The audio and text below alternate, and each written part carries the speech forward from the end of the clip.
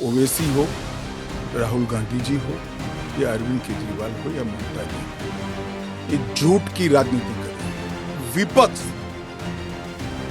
तुष्टीकरण की राजनीति कर एपीसमेंट की पॉलिटिक्स कर वोट बैंक को कंसोलिडेट करना चाहते हैं। भारतीय जनता पार्टी को के लिए ये पॉलिटिकल गेन का मुद्दा नहीं है। अभी लाने की क्या जरूरत थी? सारे जो विपक्ष के नेता हैं सब कह रहे हैं कि ये ठीक चुनाव के पहले नोटिफिकेशन लेके आए हैं। पहली बात तो सीए की जरूरत क्या थी और इसकी नोटिफिकेशन चुनाव के 2 या 3 महीने पहले? देखिए, मैं पहले टाइमिंग की बात करता हूँ जी। सारे विपक्षी दल, ओवैसी हो, राहुल गांधी जी हो या अरविंद केजरीवाल हो या ममता जी हो, ये झूठ की राजनीति कर रहे हैं। इसलिए टाइमिंग का महत्व नहीं है। भारतीय जनता पार्टी ने 2019 में अपने घोषणा पत्र में कहा है कि हम सीए लेकर आएंगे और पाकिस्तान, अफगानिस्तान और बांग्लादेश के जो शरणार्थी है उनको नागरिकता देंगे। तो भारतीय जनता पार्टी का एजेंडा बहुत स्पष्ट है और वो एजेंडे के आधार पर हमें बहुमत मिला है। 2019 में ही ये बिल संसद के दोनों सदनों ने पार कर दिया। उसके बाद कोविड के कारण थोड़ा लेट हुआ। अब टाइमिंग का क्या महत्व है? सरकार ने अपनी विल चुने जाने से पहले अभिव्यक्त कर दी है।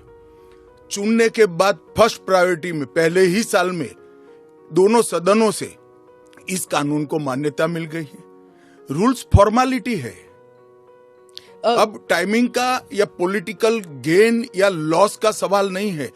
अब विपक्ष तुष्टीकरण की राजनीति कर एपीसमेंट की पॉलिटिक्स कर वोट बैंक को कंसोलिडेट करना चाहता है। मैं उनको विनती करना चाहता हूं कि आप एक्सपोज हो चुके हो, ये मत करिए।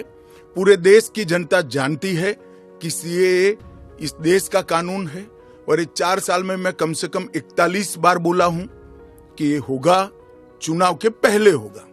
अब क्या मतलब है टाइमिंग का सवाल करने का?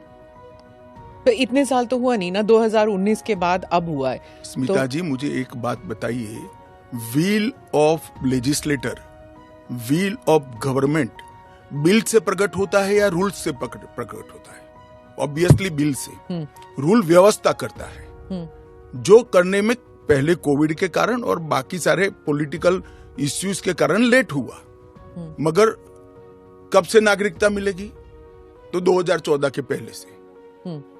वो थंब रूल वहीं का वहीं है। आज क्या फर्क पड़ गया है बताइए? कोई फर्क नहीं पड़ा है। भारतीय जनता पार्टी को के लिए ये पॉलिटिकल गेन का मुद्दा नहीं है।